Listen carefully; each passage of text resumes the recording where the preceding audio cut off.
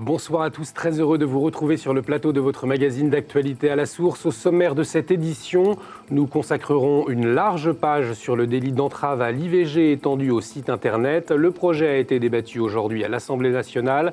Nous entendrons notamment un opposant, le député des Bouches-du-Rhône, Dominique Tian, mais aussi le rapporteur du projet. Le père Ziad, prêtre syrien, appelle à agir rapidement et concrètement pour la ville d'Alep. Les quartiers assiégés de la ville risquent de devenir un gigantesque cimetière, a alerté l'ONU. La première bière française de l'abbaye a été présentée aujourd'hui, fruit du travail artisanal des moines bénédictins de Saint-Vendry. Reportage dans quelques instants.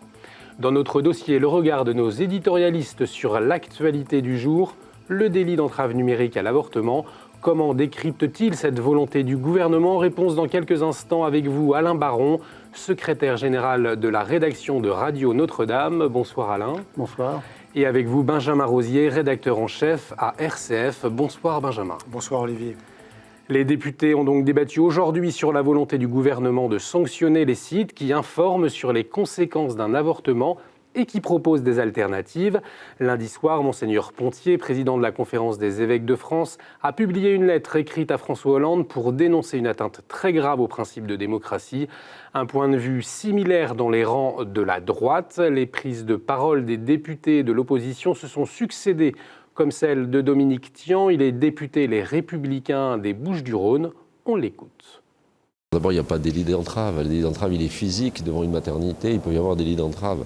Et une entrave, mais sur Internet, on ne voit pas trop à quoi on fait allusion. Je veux dire, c'est pas une contrainte physique, c'est des sites qui développent des arguments et qui se veulent des sites d'information. Donc, je veux dire, il n'y a pas d'entrave. Il ne faut pas évoquer un délit d'entrave pour supprimer une liberté essentielle qui est la liberté d'aller sur Internet s'informer librement. Donc, en l'occurrence, il s'agit d'une loi liberticide que nous combattons, nous, chez les Républicains. Je crois que les évêques s'expriment assez peu, ils interviennent très peu. Pour qu'ils adressent un courrier à François Hollande, il faut que vraiment le sujet soit grave. L'avortement est un sujet grave, les évêques ont une opinion là-dessus, bien évidemment, mais ce qu'ils tiennent à affirmer, c'est surtout que la liberté d'expression doit être totale en la matière, sur tous les sujets, mais y compris sur celui-là. À gauche, on voit dans la mise en place de ce délit une façon d'empêcher des sites de faire de la désinformation pour dissuader les femmes d'avorter. On écoute la députée PS Catherine Coutel, c'est elle la rapporteure de ce projet de loi. Ces sites qui avancent masqués sont eux-mêmes une atteinte à l'expression, parce qu'il ferait mieux de dire qu'ils sont anti-IVG, ça serait tout simple. Mais comme ils avancent masqués, comme ils trompent les femmes, comme ils trompent ceux qui veulent aller vers l'IVG, ces sites font de la désinformation, de la fausse information, de la manipulation. Et donc, on ne les fera pas fermer. Notre texte n'a pas pour objet, vous pouvez le lire, de fermer ces sites. Il a pour objet de poursuivre les personnes qui, derrière, délivrent des fausses informations. Je trouve un peu étonnant, et le mot est faible, que des évêques écrivent au président de la République pour lui demander de se retirer un texte de loi au Parlement. C'est une PPL d'initiative parlementaire, donc c'est une ingérence dans notre travail. 2, je me demande si d'autres cultes avaient eu l'audace de faire cela, ce que l'on dirait aujourd'hui en France. Nous sommes dans la liberté des parlementaires de suivre des textes de loi, et je pense que là on dépasse les bornes d'une république laïque. Parmi les sites qui sont dans le viseur du gouvernement, le site www.ivg.net, il a été créé en 2008. Lorsque l'on tape IVG sur Internet, il est mieux référencé que le site du gouvernement. Sa directrice de publication, Marie-Philippe, a été auditionnée par la députée Catherine Coutel il y a quelques jours. On l'écoute. Je pense qu'il y a je ne sais pas pourquoi, il y a une sorte de haine. Alors, ce qu'il faut tout de même remarquer dans le site du gouvernement, c'est qu'il y a tout de même des mensonges. Il y a en tout 8 mensonges que nous avons très bien expliqués sur notre site ivg.net. Et je vais vous dire justement, dans toutes nos études, c'est très précis sur les différentes études, sur les risques du cancer du sein, et il faut regarder, c'est très, très bien documenté. Et là, dans le site du gouvernement, vous n'avez pas de référence scientifique. je pense aussi, c'est-à-dire, si vous voulez, ils sont complètement idéologiques et qui ne supportent pas notre discours qui est nuancé. La Fondation Jérôme Lejeune, également visée par le gouvernement, a réagi aux déclarations de Laurence Rossignol, la ministre des Familles. Ce matin sur France Info, elle a cité la couverture d'un manuel de la Fondation Jérôme Lejeune comme exemple de désinformation. On y voit un fœtus dans le ventre de sa mère qui dit entendre tout. Un mensonge pour Laurence Rossignol puisque le délai d'avortement est de 12 semaines et que Louis se développe à 6 mois de grossesse. Désinformation pour la Fondation Jérôme Lejeune qui rappelle que l'avortement comprend aussi l'interruption médicale de grossesse et elle est possible jusqu'à la veille de l'accouchement. Les oubliés du débat autour de ces questions, ce sont les hommes. C'est le constat d'Alliance Vita qui a lancé hier une campagne pour les sensibiliser à l'IVG. Pour l'association, les malentendus persistent sur la sexualité, la contraception et la grossesse. Pour y répondre, elle a décidé de distribuer des kits aux hommes. Explication avec Valérie Boulanger, responsable du service d'aide SOS Bébé d'Alliance Vita. À l'intérieur de cette petite boîte, donc destinée aux hommes, il y a ce dépliant, beaucoup d'informations sur tous ces malentendus. Le malentendu principal, il est lié à un malentendu sur l'efficacité de la contraception. Beaucoup d'hommes ne sont pas conscients ni que la contraception n'est pas fiable à 100%.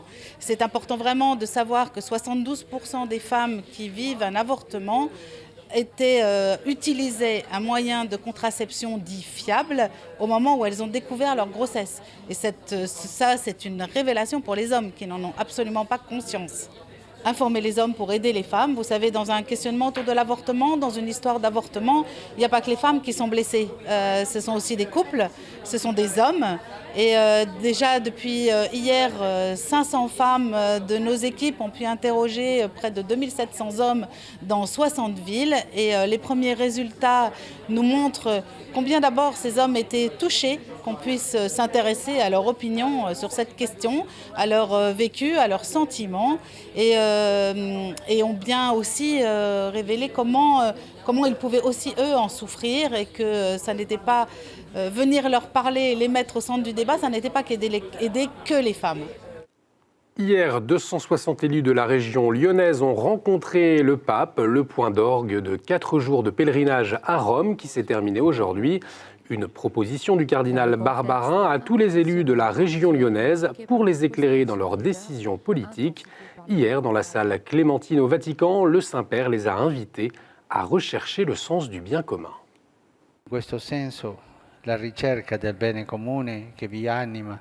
En ce sens que la recherche du bien commun qui vous anime vous mène à écouter avec une attention particulière toutes les personnes en précarité, sans oublier les migrants qui ont fui leur pays à cause de la guerre, de la misère, de la violence.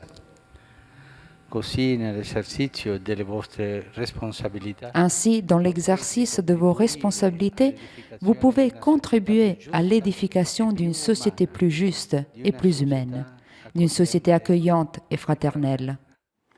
Le pape qui a envoyé un message pour la journée mondiale de la lutte contre le sida, elle a lieu aujourd'hui. Le pape invite à prier pour les millions de personnes qui vivent avec cette maladie en rappelant que seulement la moitié d'entre elles ont accès à un traitement. Je lance un appel pour que tous adoptent des comportements responsables pour prévenir une nouvelle diffusion de cette maladie, conclut-il dans son message. L'Union européenne ne doit pas réduire la question des migrants à une affaire de quotas pour Monseigneur Cockroll, ce premier vice-président de la COMECE, la Commission des épiscopats de la Communauté européenne. Un avis partagé par tous les hauts dignitaires religieux européens. Ils ont participé mardi à leur rencontre annuelle au siège de la Commission européenne autour d'une question: comment l'Europe peut passer des paroles aux actes sur les questions de la migration et de l'intégration. Dans un discours fort, Monseigneur Cockroll a cité le philosophe néerlandais Luc van Middelaar avec cette phrase: « Les migrants, ce n'est pas de la morue ».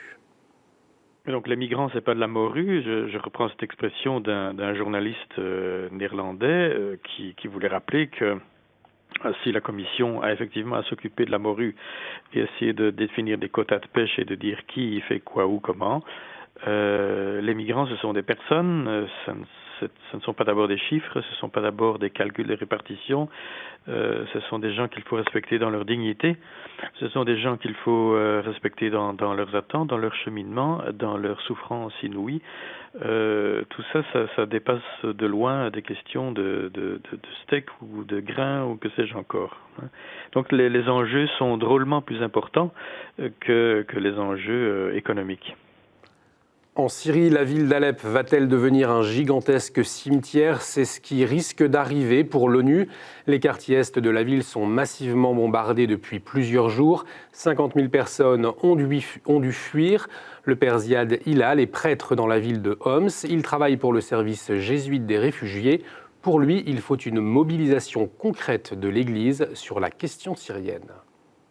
Il faut créer un comité qui ne fait que voir la question de la paix, de la réconciliation en Syrie au niveau mondial, au niveau de notre Église catholique au Vatican, parce que prier c'est bien pour la Syrie, mais il ne suffit pas.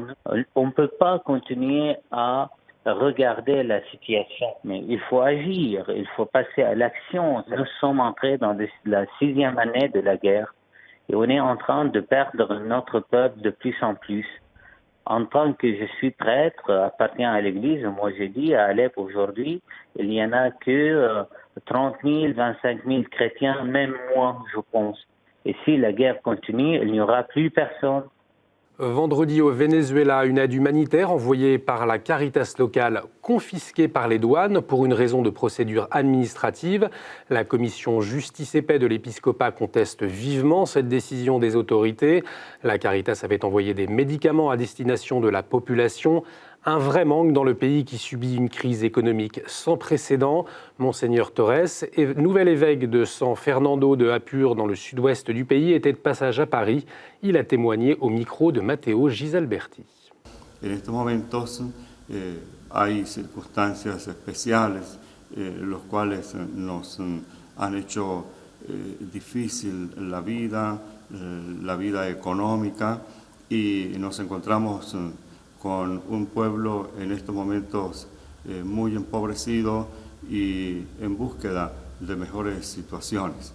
Pero nosotros estamos de visita tocando puertas para presentar algunos proyectos que puedan transformarse en obras para beneficio de nuestras diócesis. Por ejemplo, yo soy obispo de una diócesis bastante necesitada, con muchos pobres, con muchas necesidades, y tenemos, por ejemplo, una escuela agrícola, y en estos momentos esta escuela, con 250 alumnos de bachillerato, pues están en aulas muy pobres, muy destartaladas, y bueno, queremos aportar este trabajo y tantos otros que se pueden hacer de educación, cursos, formación, y también naturalmente pastoral para acompañar a nuestra gente.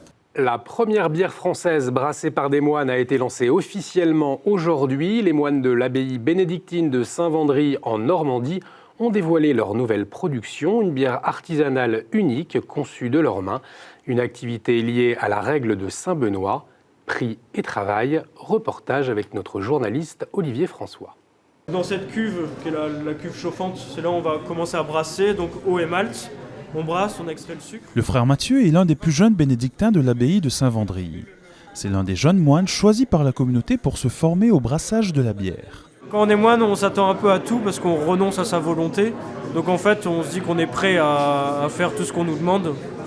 Alors pas forcément la bière, ça a été une grosse surprise, une bonne surprise. Un choix d'activité qui s'explique premièrement par les besoins économiques de l'abbaye. En plus des charges quotidiennes, l'entretien d'un lieu qui existe depuis 14 siècles demande un financement conséquent. D'où le choix de cet investissement potentiellement lucratif, surtout quand il porte la marque de fabrique de moines bénédictins.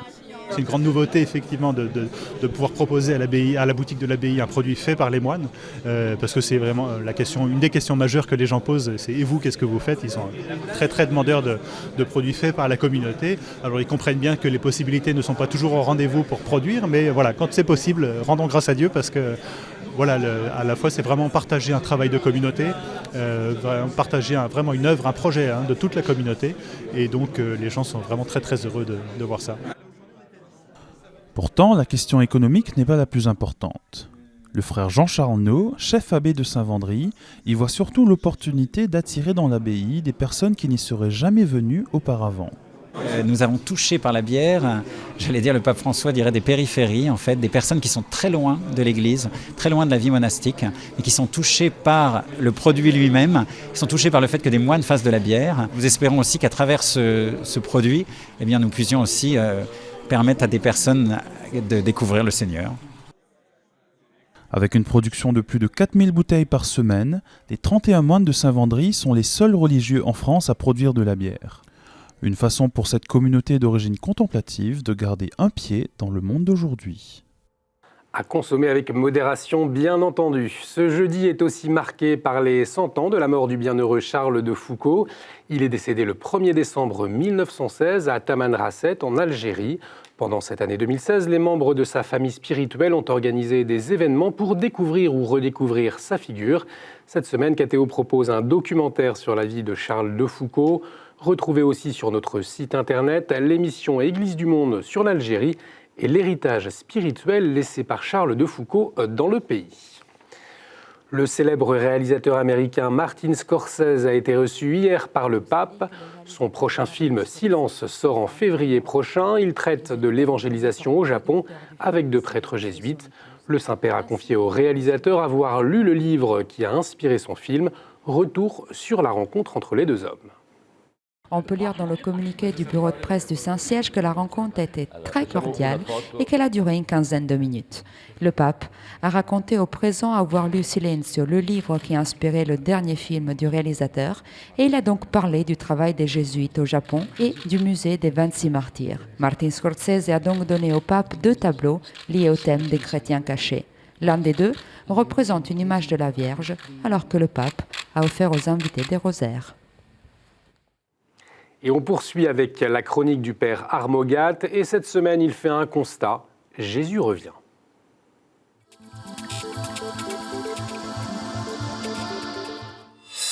Au secours, Jésus revient. La une d'un quotidien du matin lançait cette interjection qui n'était pas une prière pour le retour du Seigneur, avec le dessin d'une France entourée d'un chapelet. Je pense que le rédacteur en chef s'inquiétait de la montée d'un vote catholique.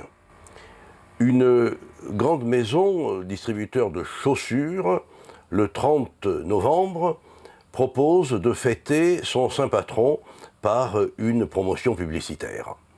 Et puis, une maison d'édition spécialisée dans les ouvrages scientifiques veut lancer pour le grand public un dictionnaire des saints. Et je pourrais continuer avec d'autres exemples. Tout se passe comme si le catholicisme ou le christianisme revenait à la mode. Alors, il faut être méfiant parce que d'abord, d'autres religions reviennent d'une manière moins pacifique. Ensuite, les expositions de musées connaissent aussi beaucoup de visiteurs. Alors, il ne faut ni se réjouir, ni s'en plaindre. À parler du christianisme, on oublie parfois de parler des chrétiens. Et c'est des chrétiens qu'il faut parler. C'est de nous qu'il s'agit. Voyez comme ils s'aiment, disait-on, de la première génération apostolique. L'unité de l'Église, par l'amour des croyants entre eux, une vraie charité qui donne au Christ un visage pour les plus défavorisés, pour les plus démunis, et puis un rôle dans la cité, le rôle des chrétiens dans la cité. Voilà ce qui devrait être les vraies constituantes de notre vie de chrétiens. Alors, assurer l'unité dans la charité, donner au Christ le visage de la charité, et puis assurer à la cité notre contribution pour le bien commun, voilà qui mériterait bien la une de nos journaux. Merci Père. Tout de suite, c'est la revue de presse.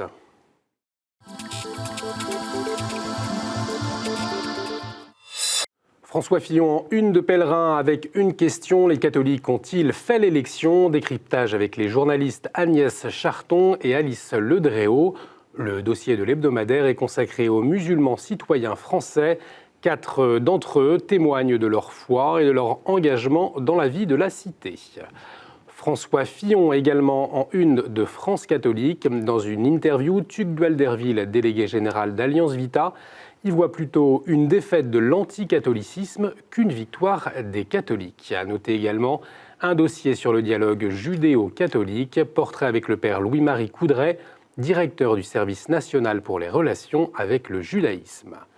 Son parcours, ses idées, ses réseaux, le catholicisme selon Fillon comme dossier dans l'hebdomadaire La Vie de cette semaine.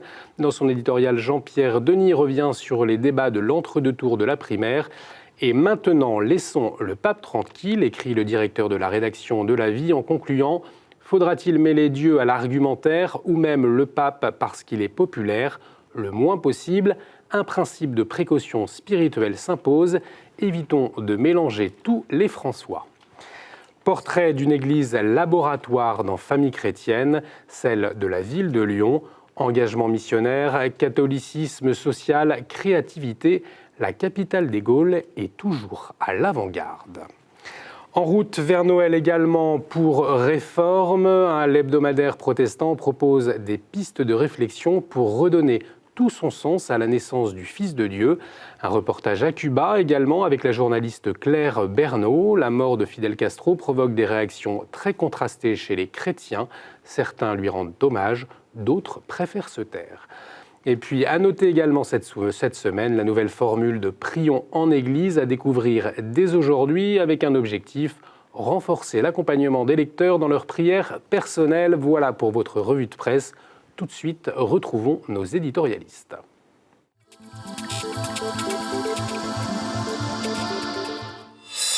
Le délit d'entrave numérique à l'IVG, on en a parlé longuement en début de ce journal. Quel regard nos éditorialistes portent-ils sur cette loi et sur les débats qu'elle suscite? Nous en parlons avec vous, Alain Baron de Radio Notre-Dame, et avec vous, Benjamin Rosier de RCF.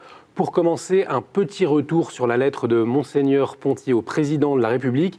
Est-ce que ce courrier vous a étonné, Alain ? Oui, il m'a un petit peu étonné dans la mesure où la CEF, la conférence épiscopale, n'intervient pas de manière régulière sur tous les sujets d'actualité, les sujets sociétaux. Si la CEF est intervenue cette fois-ci, c'est que vraiment le sujet est grave et qu'il y a vraiment, je pense, urgence à ce que les évêques réagissent à ce projet qui met en danger vraiment la liberté d'expression. Un sujet grave pour vous, Benjamin Rosier, également ? Oui, alors surpris également, parce que c'est vrai que souvent, l'épiscopat français, les évêques de France font attention justement à éviter de prêter le flanc aux attaques d'une église qui serait qui s'insinuerait dans le débat public, etc., d'une manière qui ne répondrait pas aux standards de la laïcité selon certains dans notre pays. Mais là, franchement, une lettre directement au président de la République, François Hollande, c'est pas rien. C'est pas tous les jours que le président de la Conférence des évêques de France le fait. Donc oui, c'est clair. Et bon, pour avoir eu Monseigneur Olivier Ribado-Dumas, notamment sur notre antenne, il y a une gravité clairement du sujet, parce que pour eux, il y a deux risques énormes, deux enjeux essentiels, et c'est vrai que c'est partagé par un grand nombre de personnes, et notamment une partie de la droite parlementaire, c'est la liberté de conscience et la liberté d'expression. Liberté d'expression. Alors on a entendu Catherine Coutel, la députée, la rapporteure de cette loi, qui, elle, était un petit peu choquée justement que l'Église s'immisce dans cette loi, Alain. C'est incompréhensible parce que des fois les instances du judaïsme en France prennent la parole et c'est tout à fait normal. Les instances de l'islam de France prennent la parole et c'est tout à fait normal qu'elles interviennent. Je n'ai pas compris l'indignation de cette parlementaire socialiste, enfin cette indignation feinte peut-être, de dire que c'est très choquant dans une république laïque. Dans une république laïque, tout le monde a le droit de s'exprimer. Et puis c'est toujours un petit peu le même argument, c'est-à-dire, et on a vu cette semaine la réponse de ces députés qui soutiennent cette proposition de loi disant mais l'État est laïque. Mais oui, mais l'État est laïque, mais pas la société. La société, on a le droit d'exprimer ses opinions, elles peuvent venir d'ailleurs être fondées sur des convictions religieuses, donc en l'occurrence là, l'opinion des évêques de France. D'ailleurs, ils n'empêchent pas l'examen de cette proposition de loi, par contre, et ils en appellent tout de suite à l'autorité suprême qui est dans la République française, le président de la République, pour dire si vous pouvez faire quelque chose, faites-le, parce que pour nous, c'est indigne du respect de liberté fondamentale comme la liberté d'expression. Alors à l'heure où on enregistre cette émission, les débats se poursuivent à l'Assemblée nationale. Est-ce que néanmoins pour vous, cette loi elle va passer? Il va exister ce délit d'entrave? Il y a une majorité claire à l'Assemblée nationale, des socialistes avec leurs alliés. S'ils ne veulent pas tenir compte des remarques de l'opposition, des remarques de la société civile et des remarques de l'épiscopat, puisque c'est bien de ça qu'il s'agit, ils peuvent passer en force. Il n'y a aucun obstacle juridique. Après, peut-être qu'il y aura un recours devant le Conseil constitutionnel, pourquoi pas, en effet. Comment est-ce que vous expliquez cette volonté du gouvernement? On l'a vu depuis l'arrivée de François Hollande au pouvoir, on a vu il y a eu plusieurs mesures liées à l'avortement pour faciliter l'avortement. Comment est-ce que vous l'expliquez, Alain? Il y a une volonté clairement affichée, j'ai l'impression, d'aller vers cet avortement. On a levé petit à petit tous les obstacles. C'est la troisième réforme, semble-t-il, pendant le quinquennat de M. Hollande, qui libéralise encore un peu plus l'avortement. Il y a eu la suppression du délai de réflexion, il y a eu le remboursement à 100%, et il y a aussi le fait que les sages-femmes maintenant peuvent faire ça aussi, peuvent faire cet acte. Donc c'est vraiment, on sent une volonté de faciliter encore plus, toujours plus, l'avortement, qui reste un drame, tout le monde le dit, qui reste un drame pour les femmes qui y ont recours. Benjamin, un mot pour conclure? C'est sûr que ce texte, moi je vois d'abord ça comme une espèce de grande vexation de la part de cette majorité socialiste. Elle voit que lors du référencement sur des moteurs de recherche, les premiers sites qui montent, c'est ivg.net, etc., tous ces sites qui en effet proposent d'autres alternatives. Voilà. Alors au-delà du fait qu'on peut se dire, tiens, la manière d'avancer, comme disait Catherine Coutel, le rapporteur, peut être un peu masquée, etc. Mais la plupart des informations qui sont sur ces sites, vraiment en grande majorité, sont réelles. Voilà, c'est la proposition d'information.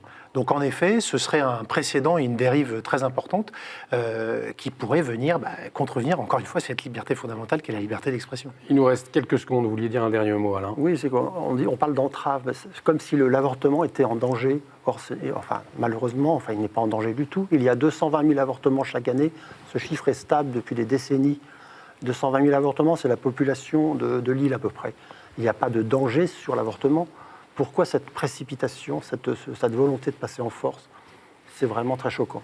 Merci Alain, merci Benjamin d'avoir partagé vos points de vue. Merci à vous pour votre fidélité. Cette émission est à revoir sur notre site internet www.ktotv.com. Vous pouvez également réagir sur les réseaux sociaux avec l'hashtag #AlaSource. Excellente soirée sur KTO, à la semaine prochaine.